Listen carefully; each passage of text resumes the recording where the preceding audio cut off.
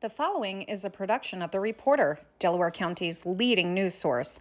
Last month, there was a special meeting held between myself and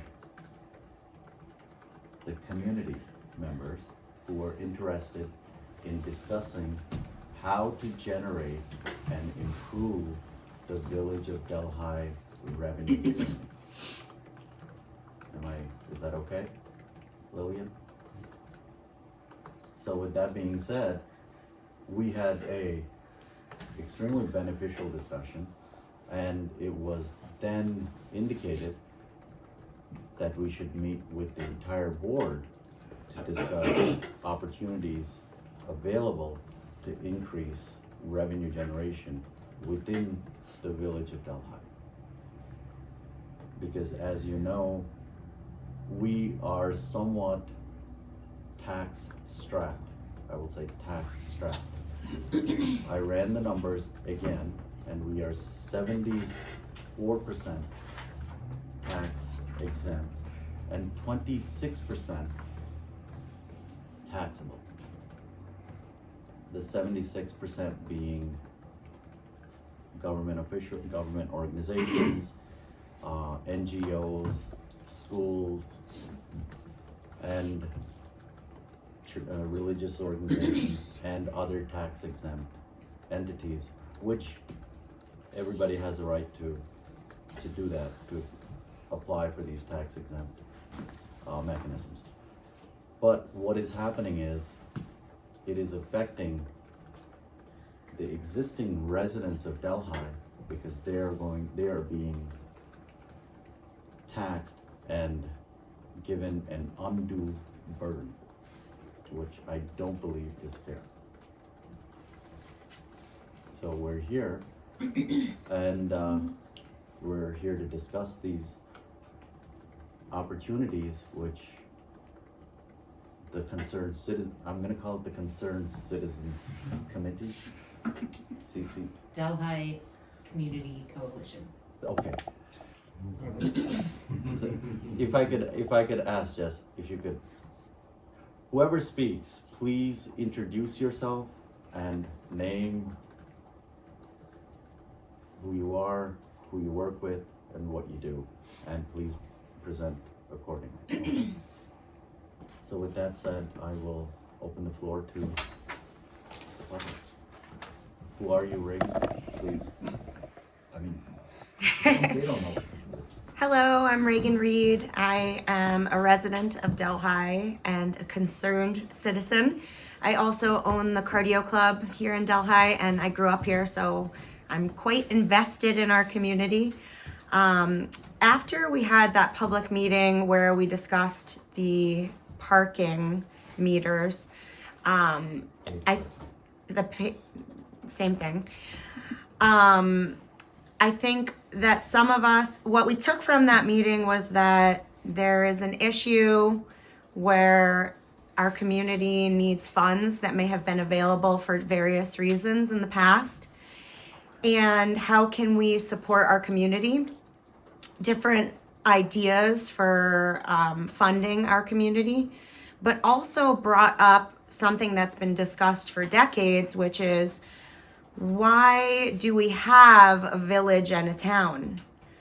Or could we combine in some way? Could we become just a town, or could we become a city? Is there reason for dissolution? And this is something that has been discussed many times in the past, but Maya and Jesse and I have been discussing this and looking deeper into it and kind of what goes along with that.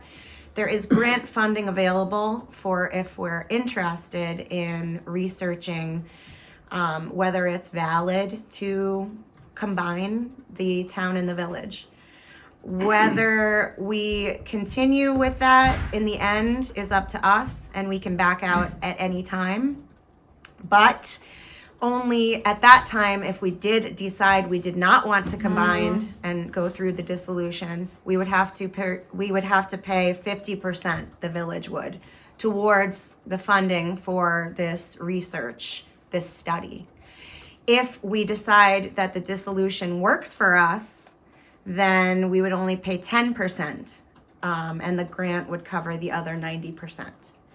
So we are here today to pitch to you the idea of going through this study to see once and for all if this is something that would be good for our community. And Jesse will take the floor next and tell you a little bit more about that. My name is Jessie Raber. I live in the village, and I am a landscape architect by trade, and also a concerned citizen. We have spent a good deal of time researching different options, as Reagan had mentioned, and we landed on the idea of looking into dissolution, whether or not ultimately that looks like actually dissolving the village or some type of shared services arrangement. The grant covers all different types of arrangements. So say we just decided that we wanted to merge highway departments, that would be something that could be done without dissolving the village. So there's a lot of different ways ultimately that we could go down this path, and so the study ultimately would give us a better idea of what makes sense in terms of that. If we were to dissolve, we would become a hamlet. So we wouldn't still be the village of Delhi, but we would be the hamlet of Delhi. So as Mayor Sam had mentioned, only 26% of us are paying for the services in the village. A lot of that has to do with county land, but there is a little bit of town land, $1.4 million assessed value that is does not go into the property tax rolls. And that is one reason why I think we should be considering working with the town to try to make it a more fair playing field. We're paying taxes toward them, but they're getting these services from the village and not paying anything into it. So another thing that they're also getting for free in terms of property taxes is Delaware Academy. They do pay their school taxes, but they're not paying. That is 14% of our potential property tax base that's out because it's not taxed. So the village is shouldering that on its own. So I think that's one argument toward looking into at least some sort of shared responsibility with the town and the village. And there's a lot of redundancy that we're looking at here with the highway department and the street department, and a lot of different things like that I think we could perhaps roll together and not have so many expenses. So even just the government is an example. We have the police department, which is like a $600,000 budget right now, and I think that it might behoove the town to be able to take advantage of the police department as well, and in turn share in some of the expenses that are falling upon the village. So that's, I think if we could look at it in terms of what we're already sort of footing the bill for as villagers, but the town is able to take advantage of, it makes a lot of sense to think about either a host community benefit from the town or some type of dissolution to where we're able to spread those additional tax burdens out over more taxpayers. So there's two ways that dissolution or reorganization, as I'm calling it, can be initiated. The first way, and that's what I'm going to focus on, is a board-initiated resolution. And that would involve you guys voting, and essentially you're voting to approve the study. Sorry, my name is Maya. I live on 7 Delaware Avenue. And She likes chocolate and and dogs. Yeah, we're going to focus on board initiated, but I'll touch on citizen initiated as well. So essentially the board would vote on conducting this study to determine the impacts in various departments associated with reorganizing. By doing the study before it goes to vote, the voters will be much more informed of the process. And this process is a lot less cumbersome than the voter-initiated process. The voter-initiated process, there's a whole flow chart that like kind of denotes the time frame. You have a very limited amount of time for each step of it. And you can order the study or pay for the study before you vote, but it's a bit more risky because essentially you have to get a petition. 10% of the electoral base has to sign that petition, and then it would go to a vote to dissolve. So you have a very limited time frame between when that petition is submitted to when the referendum occurs. So reorganization has been discussed for years, as Reagan said. Really, what do we have to lose? It's been discussed, and we've never really done a formal study.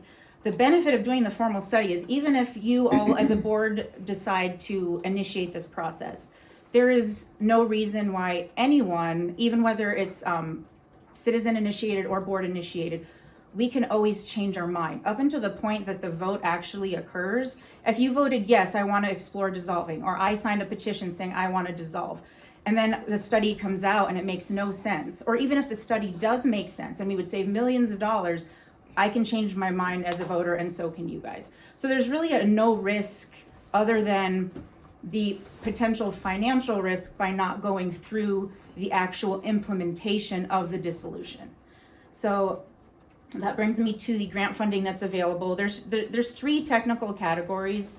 The reorganization grant, that's the planning phase. That's the study that goes to a third-party company. They look at the village, they look at the town, they put a report together.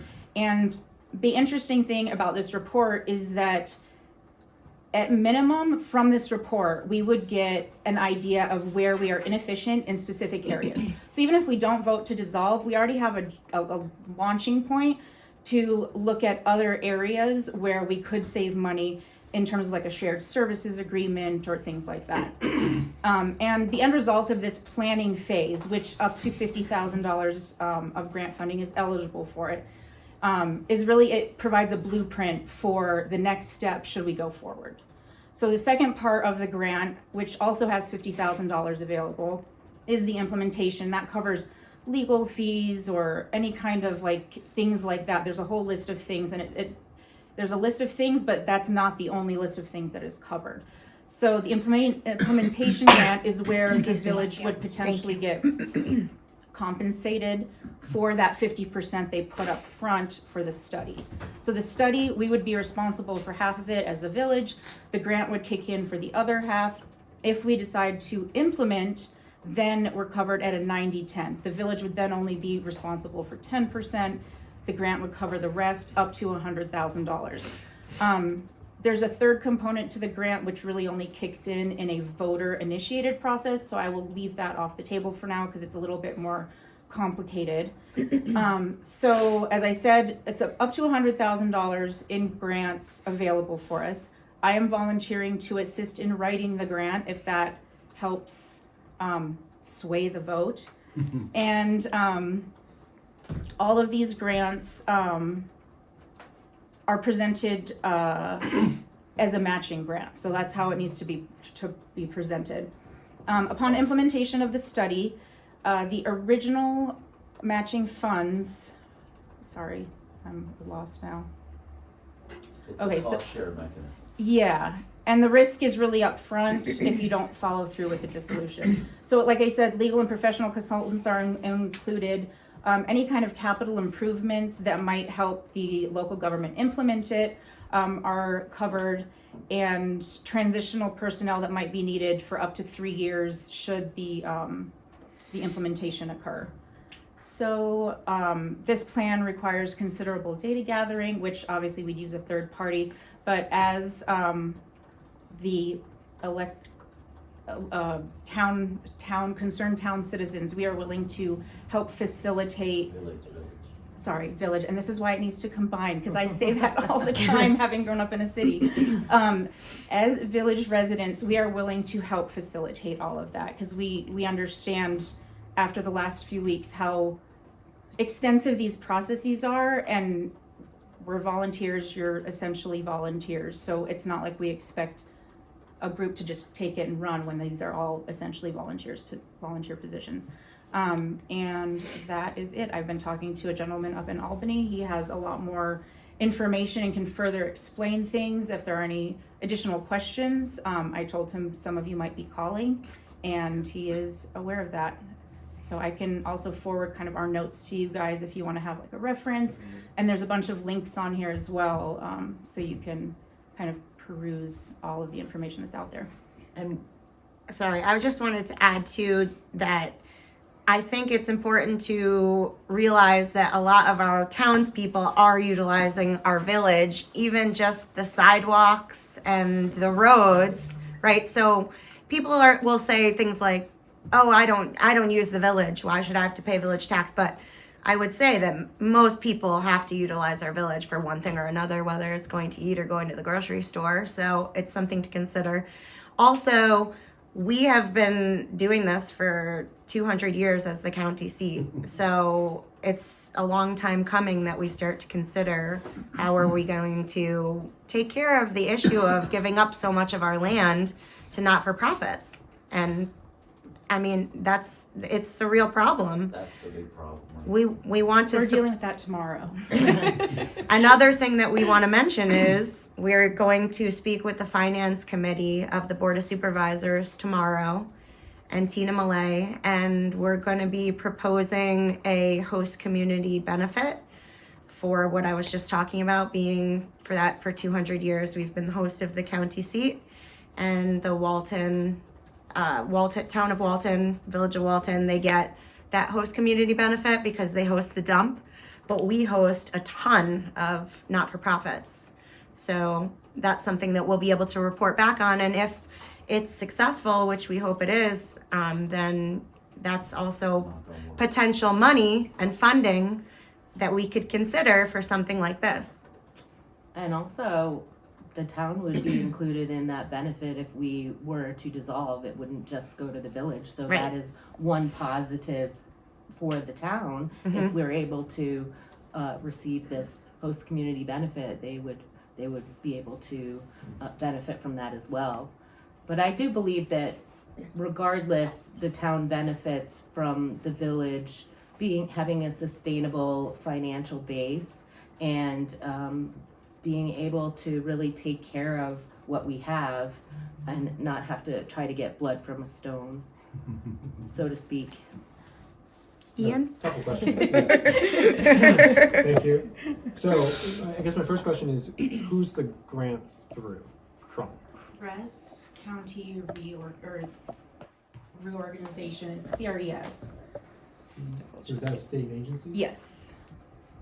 When Andrew Cuomo was governor, he really was in favor of doing these dissolutions because there's so much redundancy in New York communities, from the county to the town to the village. So he put together a website which we can share that really lines it all out for you, what the process is, gives examples. So there are examples of like Cherry Valley, I think, is the one example that they use on their website to show how they went through the study and why it made sense to dissolve, because the folks in the village did save money in that situation, and the townspeople's taxes only went up by a little bit, so it really was worth it in their case. But there is a lot of information there to peruse that is free for all to see on New York State. And it's Craig, Website. C-R-E-G, sorry. Yeah, C-R-E-G. And to Jesse's point, I think efficiency would be the number one kind of selling point for the study, because even if you're not in favor of dissolution or combining the town and village, we could figure out how to save money and things that we're redundant with. And So that's my Right. next question. Mhm. Let's say you do the study, and they don't recommend dissolution, which seems unlikely based on the purpose of the whole agency. But let's say they don't recommend dissolution. Do they provide the assistance with the implementation and the same cost sharing percentages that they do if you did dissolution that you were describing? The 90-10 split? I don't believe that specific mechanism would be used for implementing, like, because that's solely for implementation as a result of wanting to dissolve. But there's shared services grants that are available that are almost like a completely separate department, let's say. We were focusing on this one, but there are shared services grants available for helping implement what these studies suggest. And to be clear, the study would be conducted by a third party. So they would say whether or not they believed it was worth dissolving with no Okay. outside influence. And they're just there to let us know where we could benefit from different organizational levels. So say dissolving doesn't make sense, they could also pinpoint things that did make sense, like the highway street department, or government, or records, or if there's somewhere where we could combine and save money, they would show us that. And I believe that we could probably work whatever grant money that we had already put out into a shared service type of a situation, and if we decide not to dissolve. So I don't think it's all lost. Okay. And it's in the that same respect. company, the company we had mentioned was in Rochester, had been told to us is in Rochester.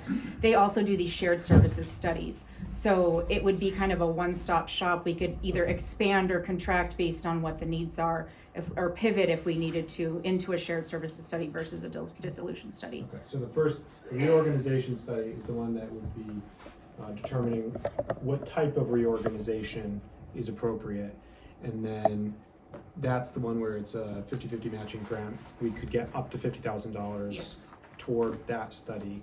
And then from that point, it would either go the implementation route for dissolution or some separate kind of shared services implementation. Yeah. Yes, and if we do implement, maybe Maya said this, but if we do implement, then they pay for 40% of our share. So we'd only wind up with the 10% cost That's in the event of dissolution. in the event that we follow through. But I'm not sure that if we followed through, it may be that if we followed through with something Right.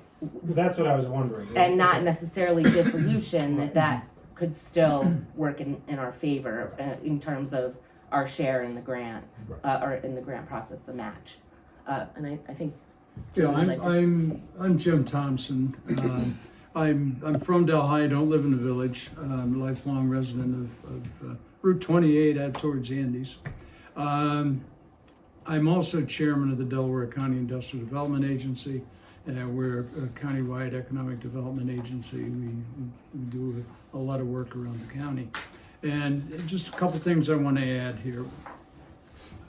Delaware County has 19 towns, 12 villages, and 11 villages, and 13 school districts, plus a county government, all to service the needs of 45,000 people, which isn't even a really respectable sized city. Yeah.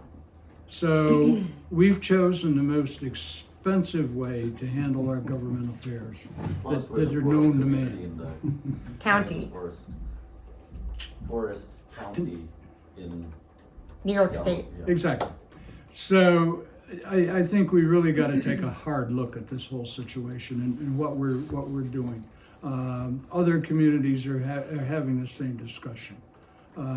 Probably, I don't know, I'm not aware of any that are as serious as we are here, but I know that it's been talked about in a lot of different communities. Cobleskill is looking at this, and Yes. I've reached out to them, and I would like to. Okay. I've spoken to a consultant who specializes in municipalities.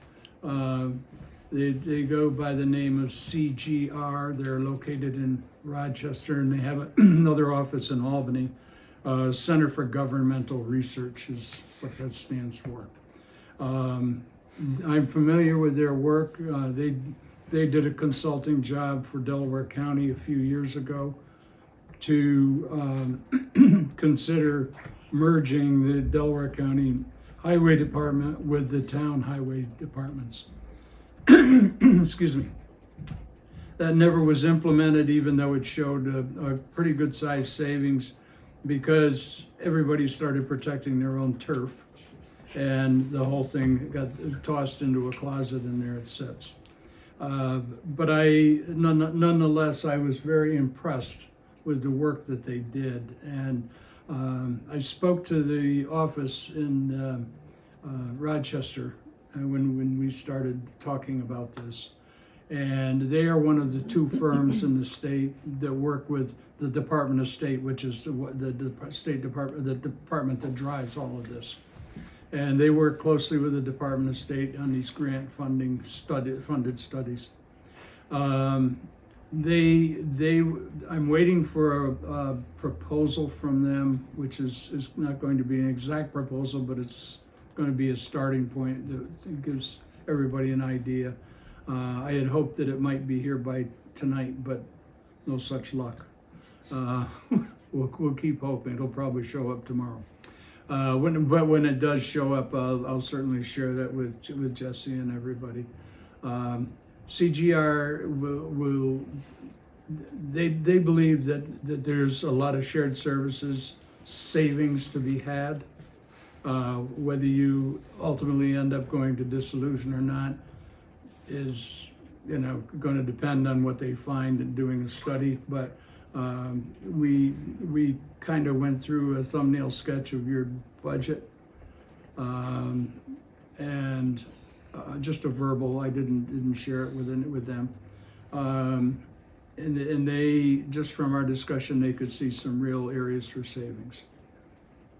And there's two areas that municipalities and businesses get into trouble. One is in the revenue side, but the other one is in the expense side. And I think we all have to start taking a hard look at that expense side. That E is the thing that everybody's afraid of. So let's not lose sight of that. And that can be accomplished through a shared services consulting program. So, Yeah, and thanks to some information that Jim shared, I did see where New York State has listed all of the projects that are in process right now in terms of these grants. And there is one village, and forgive me because I can't remember which one, is in the process of dissolution. And then a lot of the projects that were going on were things like merging highway departments, merging records, those types of things. So I do believe that there's more than one way to look at this, but I think it's wise to look at the whole thing in terms of dissolution. That will show us every piece that we could maybe pull out, even if ultimately we decide that we don't want to dissolve. So but without that information, we just don't know. So we may be leaving a bunch of money on the table by sort of letting this lie for another several decades. and you mentioned Cobleskill, what year was just it? briefly. CGR is the company that's doing the study for Cobleskill as to whether or not it makes sense for them to become a city. So they're the ones. They're the ones that are in the middle of that study. They've been contracted. So would that question be addressed in this reorganization study? I mean, would that be one of the options on the Becoming a table city? for that? Yeah. Well, when did you say the last city was Well, formed? they said the last. He reminded me that the last city in New York State was formed. Last new city was formed in 1958. So it's not an easy lift, and but it's something that Cobleskill has chosen to go through. Yeah, and that has a larger burden on it to involve the town and the county in any decision that we make, because they're shareholders in that if we become a city. And I think it may be a hard sell for the county, because at this point they take all of the sales tax, and I don't think that they're going to want to give up half of their sales tax to the village. So they may oppose it, as well as the town. I don't know how they would feel about it, but there is that hurdle where dissolution if we decide to do it, that's up to us. We don't need permission. The problem is you get called a hamlet instead of a city. Well, I We don't. gotta come up with a better name. I think our signs just say Delhi, so you know. Yeah, exactly. I don't think that it Welcome would to really, Delhi. The thing with change, the bicentennial, you know. it was the village of Delhi, 1821. There's a lot attached to that village, designation. When they first built The this history. courthouse over here, Delhi and the town raised a lot of the money to build that courthouse because we wanted to be the county seat. Walton actually made an effort, a play for the county seat. They wanted to put the courthouse in their village, and so I believe Sydney did as well. yeah. So I think in the past there was a lot more shared work between the town and the village, at least financially speaking. I believe they raised like $10,000, and that was, A lot back what, then. 1780 or something like that. So, I think that as time has progressed, it's become more separate than it ever was intended to be in the beginning. And especially when it comes to the financial burden that the village takes on being host for the high school and the elementary school, the college, all of the county's buildings. It really, it's just the fact that it winds up being 74% of us are 74% exempt from property tax makes, that's where most of our money comes from, and how unless we can make some of these agreements work out, we've got to figure out how to spread that over a bigger tax base. One of the things that I keep coming back to that makes Delhi perhaps unique from many of these other communities is that we start out at about 3,500 residents a day, but through the course of the day, we go to a population of between 10 and 15,000, which places a lot of demand on services because of that influx of responsibility to the village. I know that the college cut out the money, which was No, the state. the state. The state, let's get it please, right. don't put The that, state. please don't say the college. Yep, the state.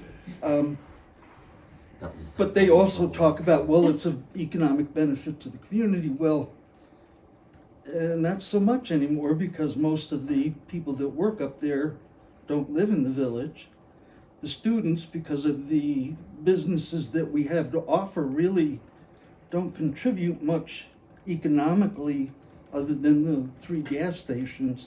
So there are some very unique differences to the village itself that I think really need to be looked at as far as dissolution, becoming a city, or just leaving it the way it is. That I'm sure that the study would probably look into as well.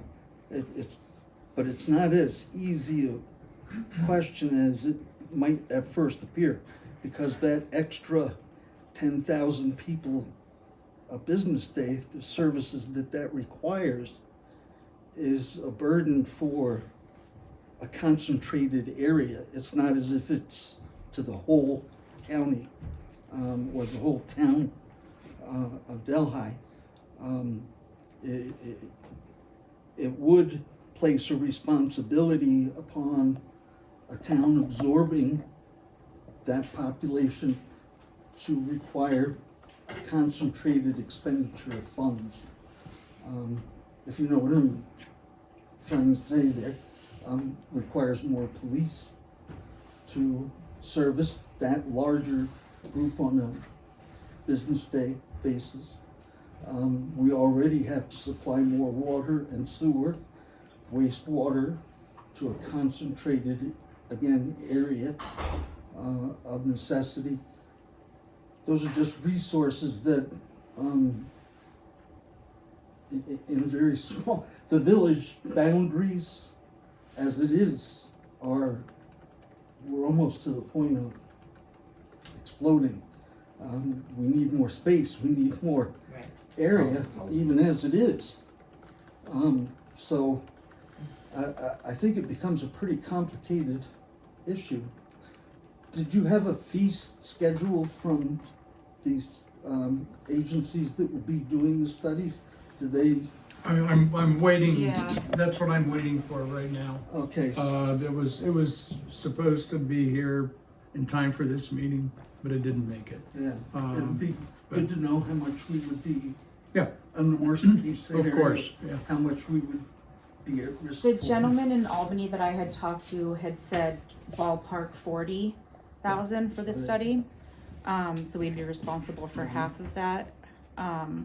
But we were trying to wait on an actual like Yeah. firm to, because he's just going by data from people he's talked to that are inquiring about dissolution or consolidation.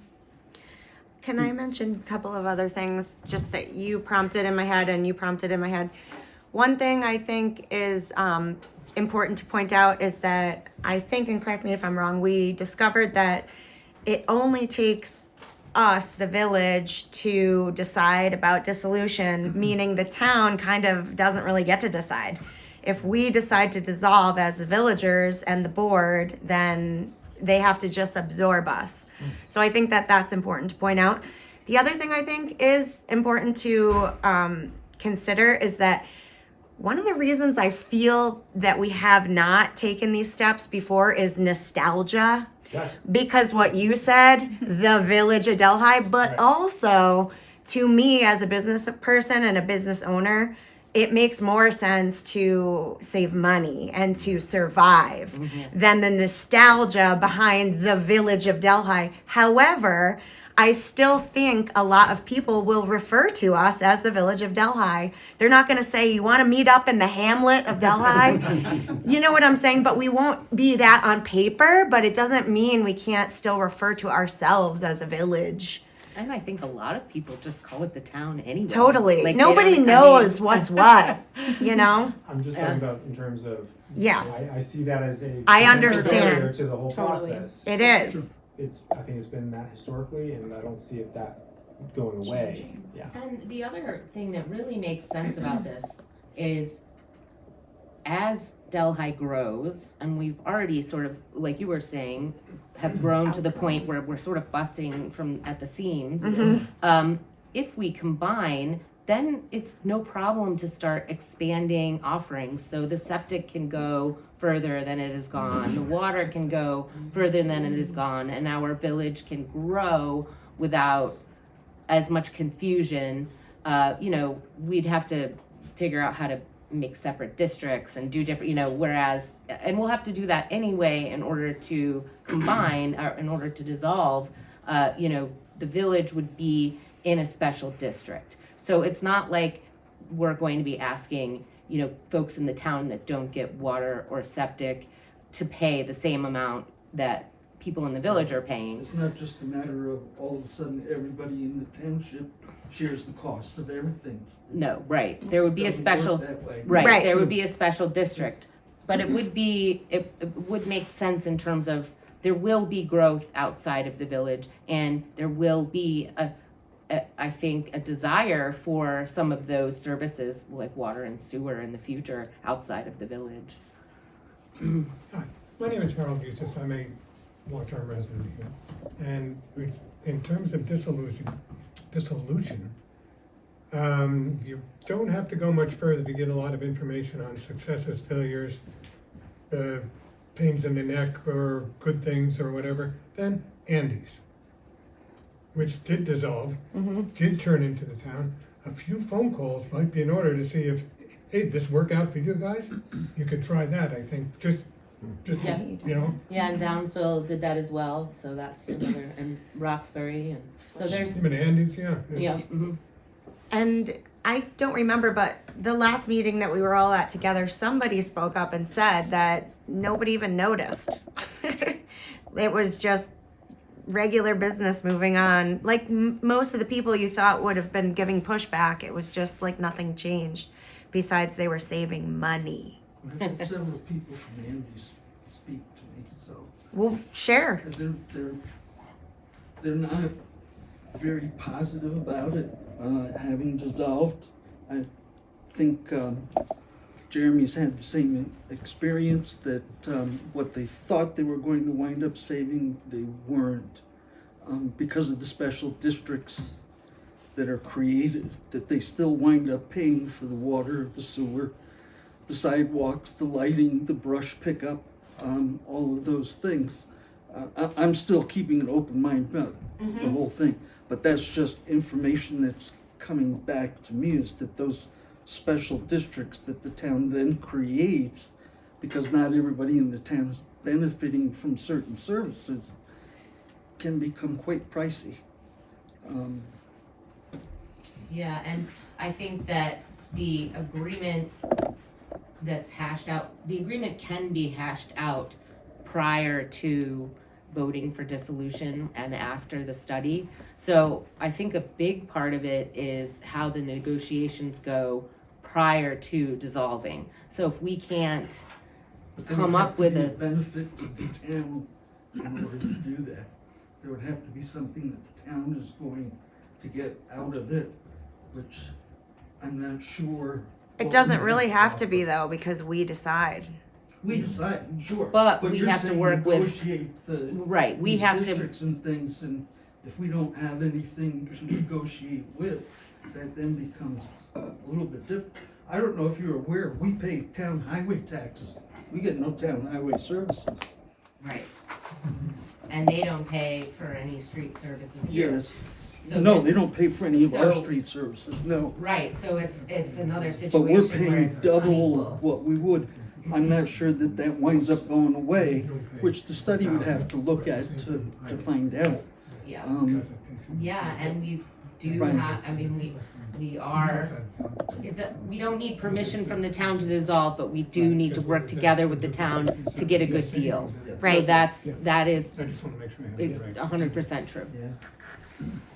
But we have tried working with the town numbers of times. We I'm know I'm not as open-minded as dissolving because of my talks with Andy's, and it's really, in the end, not gonna be too much cost savings to the hamlet people.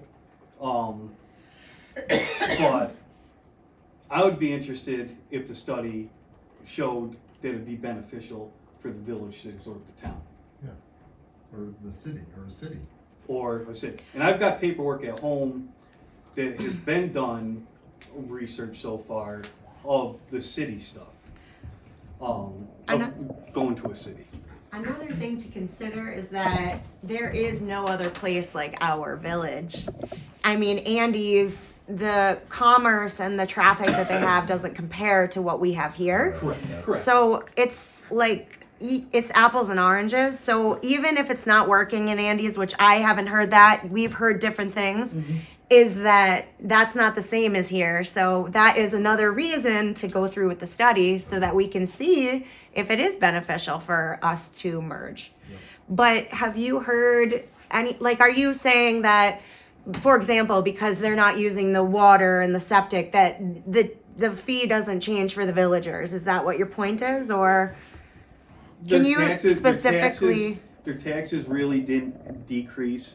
They had special district fees, and they said if they were given more information before they would have done it, they would have voted no. So the villagers say villagers. their taxes didn't really decrease. Correct. It'd be interesting to compare, you know? No, it would be. I don't know We should see fact numbers, Yeah. but like Yeah. I said, Mr. Trusky, you did it, the study when? 25 years ago or so. And I mean, a lot of people have passed since then, but I mean, it failed 25 years ago. Well, and as Maya said, we don't have to go forward with it, but either way, it's a win-win because we're gonna see where we can save money Yep. and where we're not utilizing all the things we could be. So in the end, even if this money that we pay is contributing to saving money for the long haul, we're gonna make that money back ultimately. If you're looking at the long term of our community, whether it's a village or a hamlet.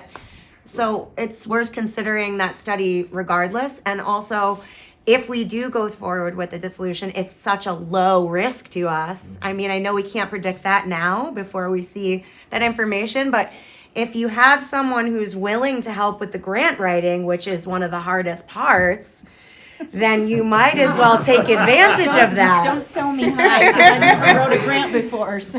She can do anything. But I'm just saying, I don't want people to hear, oh, Andy's isn't happy with it, and then that's like, oh, it's the end of that, you know, because I think it's important to know we're very different from Andy's, we're very different from Downsville, and as you said, we're busting at the seams. We have way more population here during the day than any of those other places. A lot different than 20 years ago also. Yes, Things have changed for sure. so much. And a lot more is off the tax rolls over the past 20 years, little by little. Yes. Yeah. I'm Dave Truscott, I guess you all know. I was going to say first, Jim might contest this, but I'm fairly sure that I'm the oldest one in the room. And I was thinking that 25 years ago, I was one of the firebrands that sat in the front row, and now I'm back here in the back corner, more or less. And I think it's marvelous that we have young people who are stepping up and taking a role. I'd like to tell a little story based on what Jim was talking about the countywide. You know, there's the issue of the village of Delhi versus the town of Delhi. Incidentally, before I do that, Mayor Sam pointed out that this is the village of Delhi, but this is also the town of Delhi. Correct. The village government and the village entity is set on top of the town. So everybody here, I think, everybody here lives for sure, including Jim, lives in the town. And most of us that are here also, in addition to that, live in the village. Anyway, I want to tell an anecdote that bears on what Jim was saying. And as I interpret what Jim was saying, it's a bigger problem than just Delhi. Oh, maybe 5, 6, 7 years ago, I was driving cross country. And I was going from Detroit to Niagara Falls across that lobe of Canada. And that road goes right through Delhi, Ontario. And I remember that when I was mayor, there was a plaque in the other room of the mayor's office that's, and maybe still there, that I think it came from before my time for sure. And it was a sister community kind of thing, yeah. So I thought, geez, you know, here I'm in Delhi, Ontario. I think I'll stop and see the mayor and, you know, just schmooze him up as best I can for 15 minutes before he gets tired of seeing me and sends me on my way. So I easily found the municipal building and went in, and I told the clerk what it was that I was, you know, da-da-da. I just got through telling you, and she said, well, there is no Delhi, Ontario. There is no village of Delhi, Ontario. In 2001, all of what we would call towns and villages in that particular county, I think it's Simcoe County, S-I-M-C-O-E, you can Google it if you want. All of the towns and villages all dissolved, and all of the, what you and I would call local government services are provided through the county. And that, not only is that mind-boggling, but the county government is run by 9 people. There's 9 representatives. They call them aldermen, but that's beside the point. And one of those 9 people is chosen by them to be the chair. So it's like the 19 people over here on 111 Main Street, or whatever the number is. Instead of having 11, or instead of having 19 of them, they have 9. And so, anyway, I realize that's Ontario, this is New York, I realize that's Canada, this is the United States, I realize there's a whole lot of things different, but the county of Simcoe has about 67,000 people. Compare that to 47,000 or 45,000, whatever it is we have. And the area of the county is smaller than Delhi, because we all know Delaware County, because we all know Delaware County is big and so on. But it's comparable in broad sort of ways, and they apparently are doing quite well with a very different sort of government, and I think that's what Jim is talking about. I won't put words in his mouth, but I think that's what he's talking about. That is, you really have to, it's a county problem as well as being a village problem. What more do I want to say right now? I think I'll stop and let somebody else talk. Mayor, thank you very much. That was a very enlightening story. You told me that multiple times, not once. Oh, come on, I haven't even I've never heard it. Thank you for sharing it. I listen to you every single time with due recourse. With love in your heart. So I've heard that, and first of all, I wanna applaud you guys for coming up with this mechanism Right. and idea and sharing several of the key facts, and I think that's wonderful. Jess. Yeah. You made an extremely delicate point, and I want to amplify that. The town has a highway department. The village has a streets department, providing similar services. They cover the town and we cover the village. They have a much larger entity and we have a much smaller entity. However, similar mechanisms are shared. We have a shared services between the village and the town. You hit it right on the nose. We need to work together. To be honest with you, I don't know the difference between the town and the village. Right. It's Delhi. What Reagan said, it's Delhi. They don't call it Delhi. That's They should. Yeah, they do. but they call it Delhi.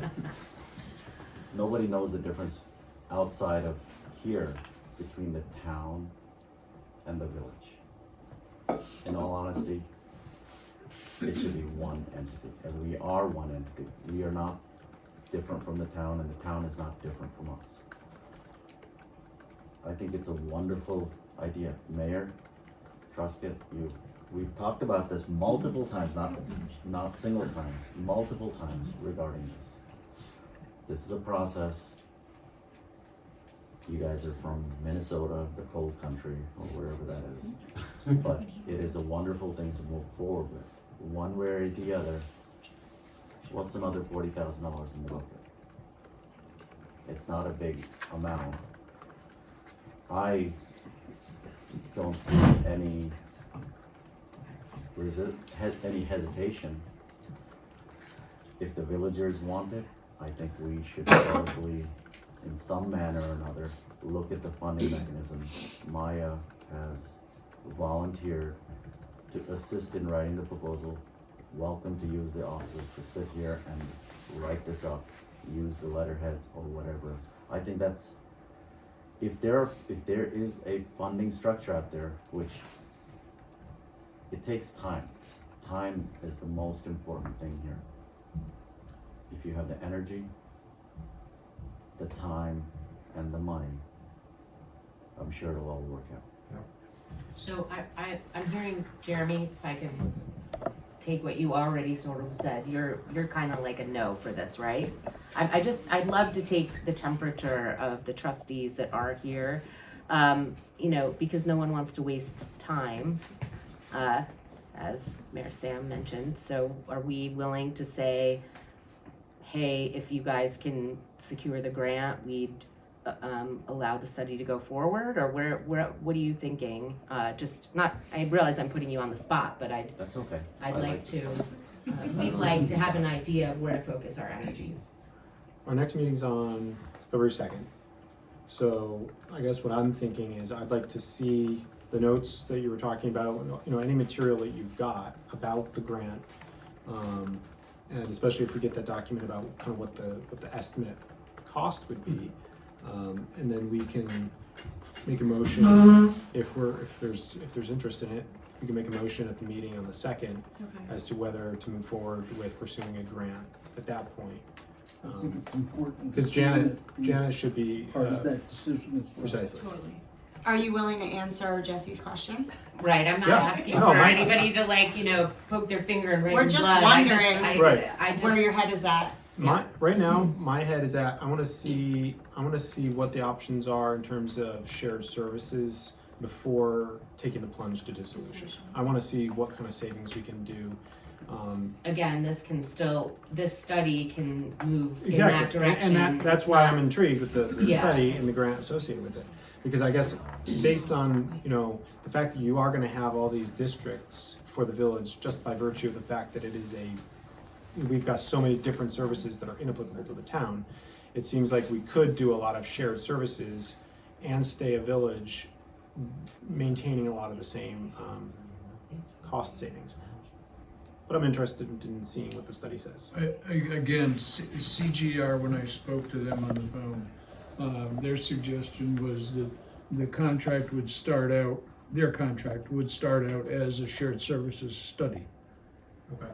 If they got to the point where it made sense to go to dissolution, they'd switch gears and turn it into a dissolution study.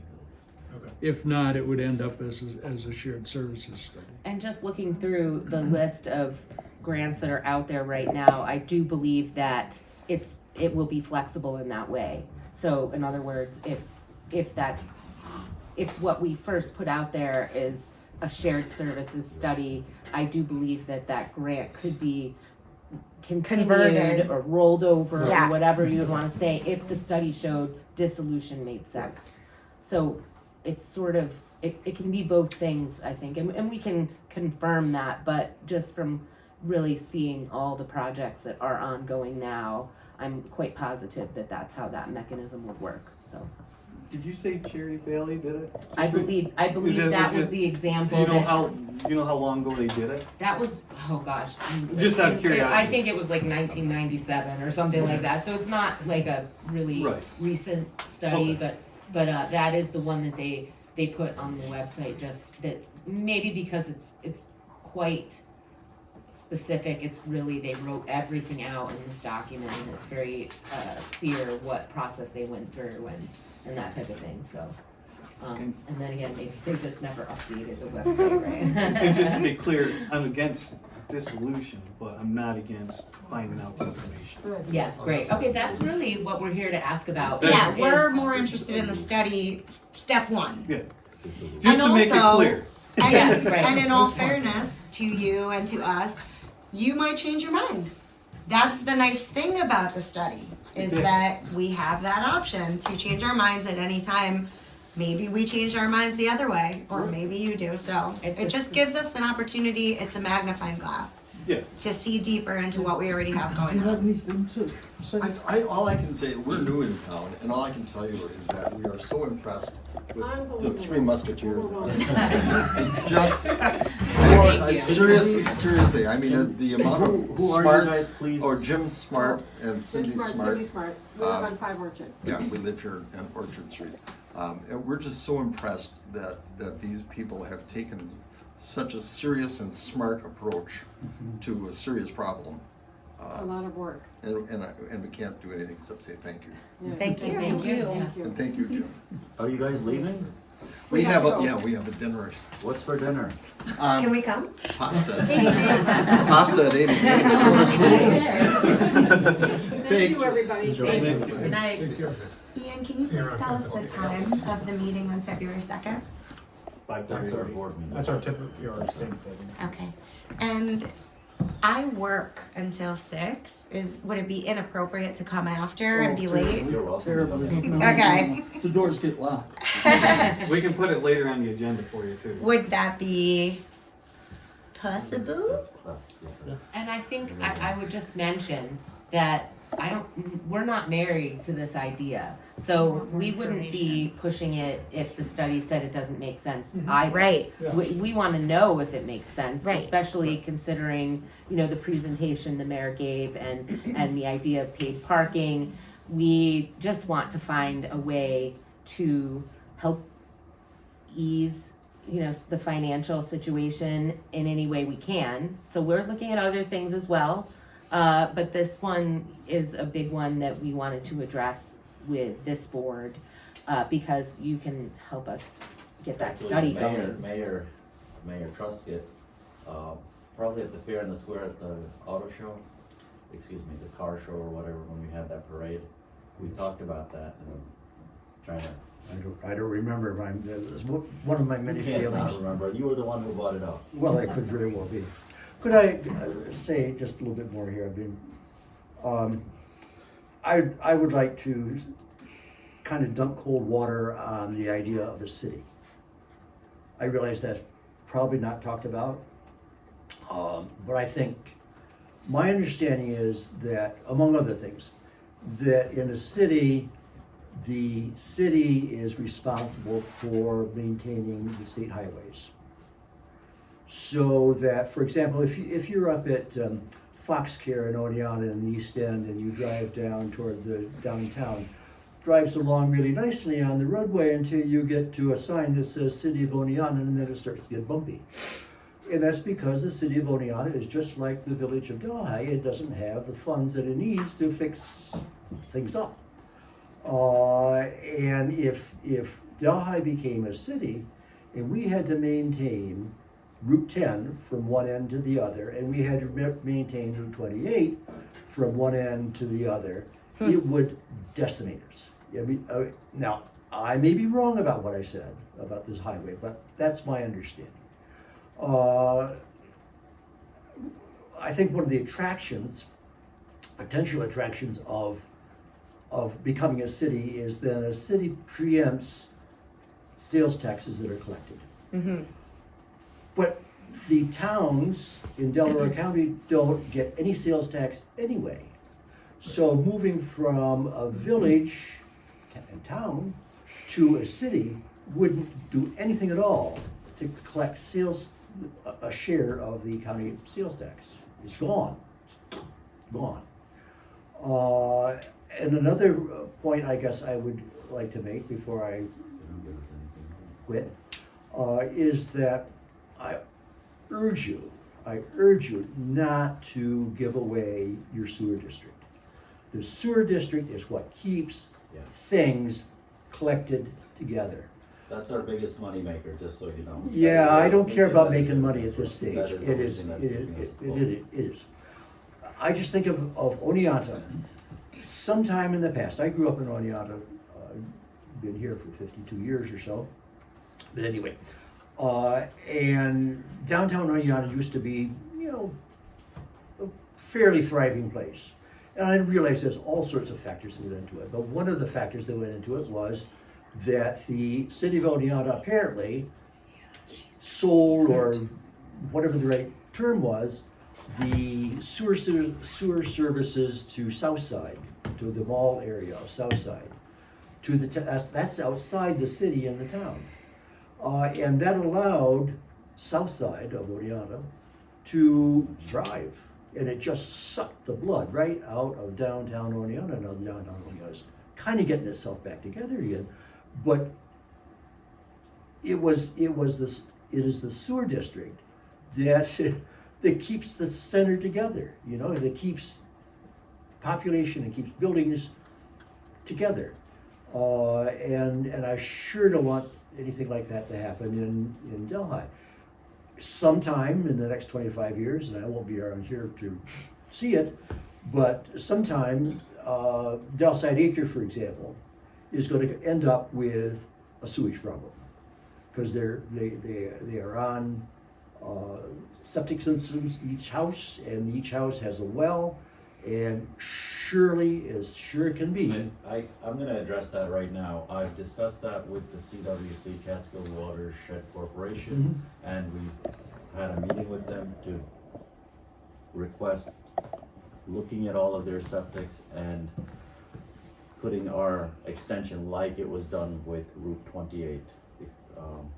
Motel. The motel. That's fine, but Unfortunately. annex as a Yes. condition, annex those properties into the village. Yes. That's the condition. Yeah, for sure. With that being said, it is still under their auspices to do so, and without a mechanism to fully fund it, it is not a practical solution. They funded the entire line going out there. We proposed it to them, And in order to do that, Tina Molay was very instrumental in getting that. And it was important.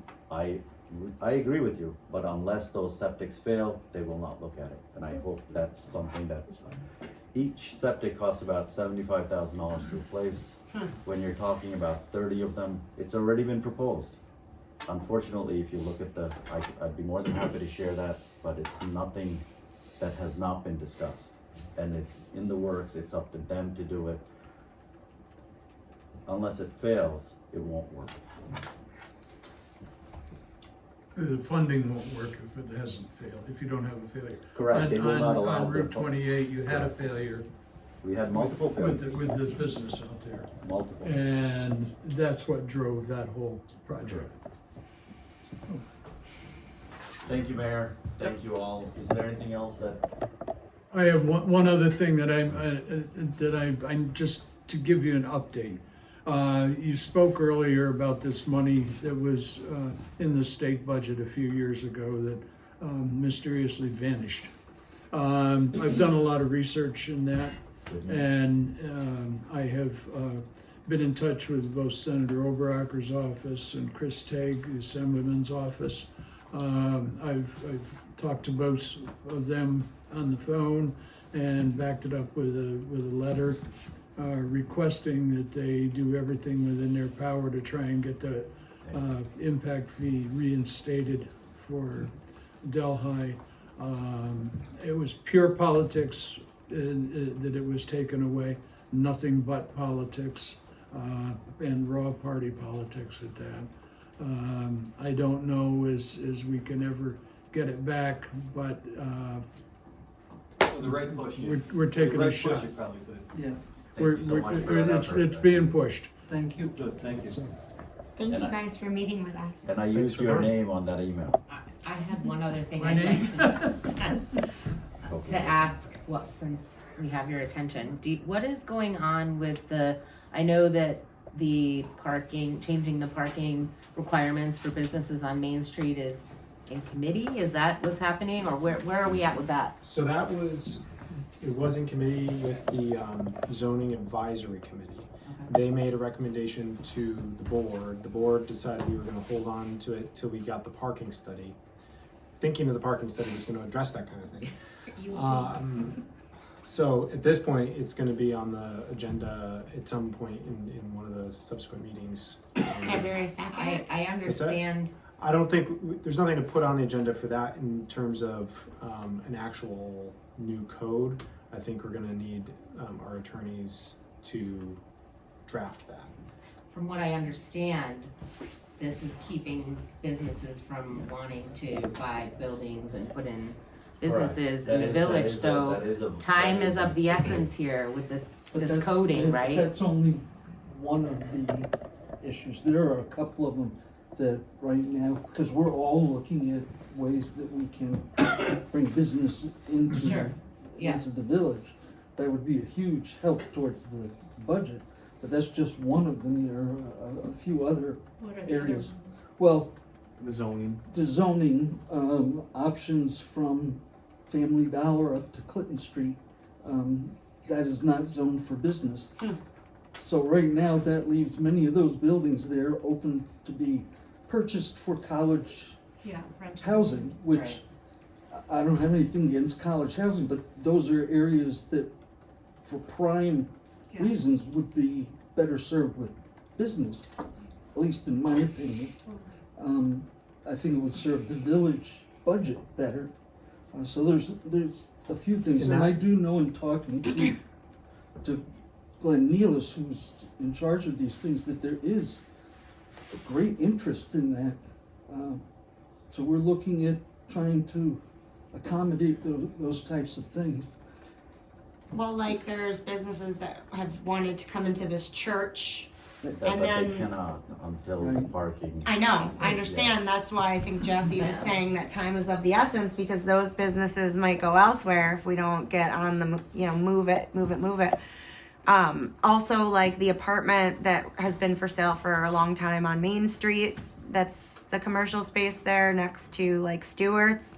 same thing. I know that there's not enough parking for that rental, so that's been a deterrent from people purchasing that. It's something that I think we should push up the ladder quicker than quick. The other thing I did want to bring up, I mean, I want to go home, people, Before you but move on, are you moving away from parking? no, Okay, I was 'cause gonna just say, I have another question, but go ahead. oh, that is it okay to say what you said about the e-center and the 5 parking spots? Please. Like the building that was proposed for the corner of Elm Street, not having enough parking for that could have been out the door too. That is a big opportunity for us, those 4 retail spaces and the 2 floors of apartments. But the e-center was willing to offer up 5 parking spots to accommodate what was missing. This is a real issue, and if we want to grow and bring more revenue to our community, let's move on it. Yeah, and the other item sort of connected to that is the public parking at Hoyt Park. We had discussed the idea that that could become a place for some of these businesses on Delhi or on Main Street to be able to have some permit parking there that might even be paid. So, you know, rather than putting in parking meters, perhaps that could be a metered area or a permitted area or something that could help some of these businesses on Main Street have some Come additional in. parking and even have overnight parking, because I believe that's a big problem. There's a lot of apartment buildings on Main Street, and I just think that it's a difficult place. Maybe some of the college students living in some of those places don't have a car or whatever, but I think that we really do need to work that parking situation out ASAP, because it's just ridiculous to have a parking code keeping businesses out of the village. It just doesn't make sense. It's the main thing we want is commerce. So Glenn and I have talked ad nauseum about the problem of zoning, and it's not just Delhi. I beg you, and I'll put my IDA hat on, if you want to grow and you want this community to prosper with new businesses, you've got to take a hard look at your zoning code. It's very anti-growth as it's written right now. And the other thing we came up with was the idea of having parking on Main Street in the winter every other side of the street, because overnight parking every other side of the street. like they do in the city. A lot of cities do that so that they can clean one side really well one night and then the next clean the other side really well. But something has to be done to make sure that something as simple as parking isn't driving business away from Delhi. And even on our side streets like Elm, when there's people on both sides, you can't go through. You have to wait. Well, But they can do the alternate parking, is what I'm saying. sure, yes. But I don't know if that's going. Well, as much anyway, to the help other thing business, is- but yeah. There was a lot that could potentially be purchased behind Stewart's. It's another thing to consider for extending a parking lot that we could then serve our community. The village even could pay for the parking lot and then do this permit idea to serve for those businesses that need more parking spots. Reagan, just Right. so you know, the very first meeting that I was here after I took office, that was proposed to procure that law. Right, and it For, didn't like, didn't pass, right? Close to $300,000 Yeah, just for for parking. Parking. Not to mention 300. turning it into parking. Yeah. Right. So we're No. talking about like, Understood. It's Yeah. just, Yeah. and the other thing I want to put on your radar, I'm sure you probably already know, we've been talking about a lot of things. We're coming back, so but we just want to focus on this right now. But I hope we But- have more meetings with more people like you guys did last time. I want to say though too that I heard through the grapevine, and I don't know if it's true, that the Pizza Hut is going to be up for sale. And I just want to put it on the radar of the village that I would think it would be in the best intention for the village if it were to stay on the tax roll. I hope it's not going to be another property that's purchased up by the college or the county. It's something that we should think about. It's a ridiculous price. They want $800,000 for it. I heard there was there's already A contract, contract. probably, yeah, that was like 2 weeks ago, so Yeah. it wouldn't surprise me if We there don't- was. we don't I have a don't- lot of I don't know control 100%. Yeah. over who buys the properties, that's the problem. Is there any, like, we don't get any say? I don't know, I'm asking. It's so sad. It's, Reagan, you brought up a very beautiful point. When anyone is going to purchase a property, especially, and I say this, especially a government institution, we had requested that as the village, we be informed. Mhm. There is an opportunity, and this was discussed when that building, Mr. Smart is not here, but that building was being constructed. There was an opportunity to have, in conjunction with the village of Delhi, some green space. I would like to bring that up tomorrow at some point.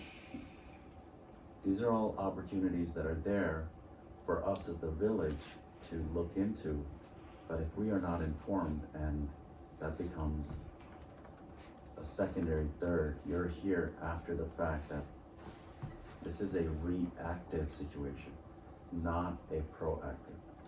Seems like our zoning is doing the wrong things, right? Like why is our zoning not more like Cooperstown, where they're saying your buildings have to meet this, this, and this, rather than you can't park here and that sends people away? I mean, it seems to me like we should be able to have some say in who puts a building where and why and how.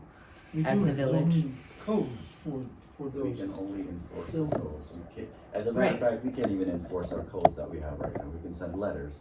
We have very minimal teeth. I see. Could I just stick my nose in here a little tiny bit? It occurred to me. When you first started out here tonight, you talked about 74% of the village being tax exempt, or the town being tax exempt, whatever the number was. Yeah, 74. And I just And urge 26. you to be careful how you portray that. Because I think what that's saying is you're looking at the total value of all the property in the community, whether it's tax exempt or not exempt. You'd look at the total of all the property that's valued, however it's valued, and I'm gonna come to that in just a second. And that is the divisor, that's the bottom thing. And then the top thing is the value of the properties that are taxable. And you find that ratio, okay? That's all fair, well and good, except that, two things. Except that when the college builds a new building, that increases that base, that denominator. You know, so they build a $5 million building. That means that the total tax base, including the tax exempt, goes up, and the numerator doesn't change any.